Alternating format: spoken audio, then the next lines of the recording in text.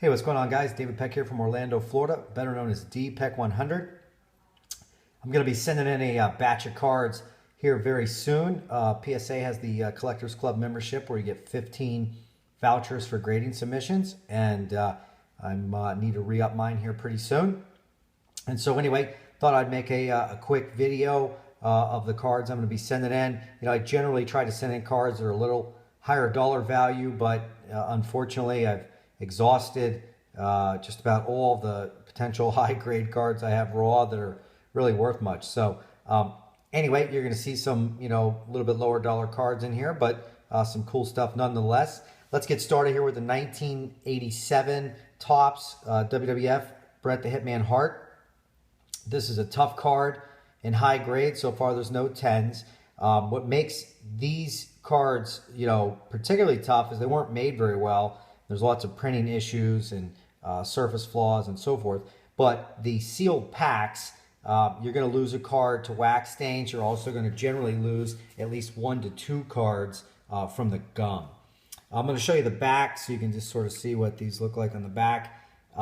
This is a really sharp example. I've also got some cards right now that I mailed off to a friend online who's doing a signing with Bret Hart here coming up. So I'm going to be getting some of the 87 sticker and base card signed. Next we've got the 1991 Ring Lords Mike Tyson. Traditionally this is not a very rare card, but this is the dramatically more rare no sample stamp on the back version. Last I checked, there'd only been 5 of these graded by PSA versus in the low 70s of the other ones, so you can tell there's a big spread there. These were BGS crackouts. I found a seller some months ago that had some, and I snapped them up, and at least what I thought was a good price, and cracked them out. So I'm going to be sending in a few of these. I've got 3 of these, and they're all pretty sharp. As you can see, any card with black borders and black back is sort of prone to chipping and corner wear. But generally speaking, this card's not super condition sensitive, so we'll just see how it does. Next we have the 1991 WWF Swanson. This was a card that came in a TV dinner out of Canada. These are very flimsy, very thin cards. They came 2 to a pack, and matter of fact, I just purchased some not too long ago, and unfortunately most of them were warped. This was the only card out of the lot that I got that is gradable, and I'm hoping at least gets an 8. I just loaded tonight my cards on the registry and made the scans, and so this is the only one I'm missing graded. Next we have the 1991 Merlin The Undertaker. There's quite, I think, 6 or 7 cards in the set of The Undertaker, and I tell you, this is a great shot. I don't think anybody in 1991 could have ever predicted what The Undertaker was going to go on to do. There are 3 versions of this set, and as I zoom in here, you can see this looks like the Italian version. So anyway, pretty sharp card of The Undertaker. Next, we have one of my favorite cards. I really think this is a cool shot of the Ultimate Warrior.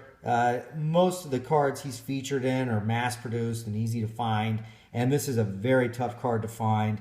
I was happy to see that the WWE has made amends with the Warrior, and he's going to be going in this year in the 2014 Hall of Fame. Obviously it's a controversial pick, but I don't think anybody can deny that several-year run that the Warrior had. When you look at the back, you're going to see that this is the much more hard-to-find 1989 version, and it's 1989 by 90. So I've got 2 others of these at PSA now. I've yet to get the grades on those, and I'll be sending this one off, like I said. And this one, it's a sharp example. I don't know if you can see it in the video. There's just the slightest issue with the lower corner. Next we have Zeus, and I have 2 of these at PSA now as well. This is a cool shot, and he's obviously most well known for his role in the movie Friday. And Zeus is a tiny lister. It looks huge here. Next we have the Hercules Hernandez from the 1985 O-Pee-Chee Series 2.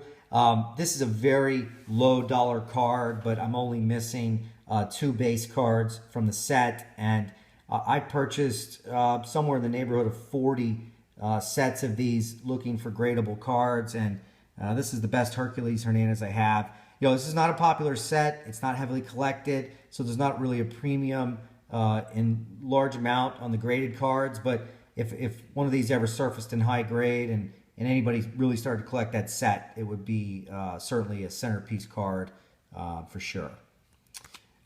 Just a few more to go. These are all from the 1982 Wrestling All-Stars Series A. I opened some sealed sets not too long ago, and you know, it's interesting. It seems like the cards have really started to get strong again, and you know, prices aren't necessarily making new highs or anything, but it seems like anything that's even decent is getting snapped up off eBay pretty quick. So as you can see, this Terry Funk is pretty sharp. A lot of these have a lot of snow on them. This one you can just see a little white dot over there, but a very sharp example. Next we have the Wahoo McDaniel. I'm actually sending in 2 of these. I've got 10 active sets on the registry. I have a total of 7 graded Wahoos, so I need to fill some slots. You can see on the right border there that there is a print streak. Not really certain how much it's going to impact the grade. I asked for no qualifiers, so you know, there's a chance these could grade a 6, 7, 8. It's just hard to tell. I don't think they would award a 9. I certainly know for a fact they wouldn't award a 10. But these are sharp, and Wahoo McDaniel was a great wrestler and just a great character in American history. Here's the next one. As you can see, very similar attributes. Very well centered, sharp corners, but just got that little streak on the side. Next we have the Hulk Hogan. And I think this is really one of the greatest modern trading cards. It's, at least in my view, the 1952 Topps Mickey Mantle of wrestling cards. There's just not that many of these in that strong a condition. And, you know, Hulk Hogan really sort of transformed pop culture and is obviously the, you know, largest wrestler in history. As you can see, this has got really good centering. It's a little off to the side, strong corners. It's got an excellent surface and, you know, a great shot of Hulk Hogan. Almost done. We've got Bruno Sammartino, and this has turned out to be a tough card in high grade. I wouldn't have known it. I sent in the first Bruno I sent in, you know, got a 10. It's the only 10, still a pop 1. And this is still a low pop on the 9s as well, which, you know, as I've gone through the history of collecting these, you know, a lot of times cards would surface and you just didn't realize how tough they were till some years later. Final card, we've got the Nature Boy Ric Flair. I love this shot. This is, I believe, from 1978 or 79. I can't tell. The farthest back so far I've been able to track it on the Wrestling News magazine was 1979. But a great shot. It's still a very hard to find card in 10. The population says 5. There's actually 4. I own 2 of them, and there's 2 other collectors that have them as well. And anyway, this is just a great shot. You just can't go wrong with the Nature Boy. So anyway, I'm going to be sending in these cards relatively soon. Thank you very much for checking out my video. Make sure you check out the other videos I have online, and have a great night.